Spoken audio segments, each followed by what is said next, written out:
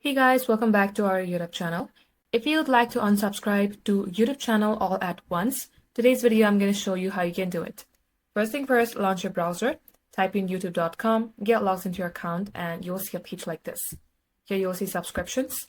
Click onto it and make sure that this subscription page is all loaded. It will show you video, but you will have to need this channels. In my case, these are all the channels that I have subscribed to. Now let's go ahead and unsubscribe them all at once. Right click onto it, click inspect. It will open a page like this. Click on console here.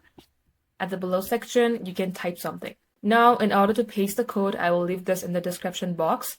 So simply download it and copy all of these codes here and paste it. If you're doing it for the first time, it will ask you to simply press allow.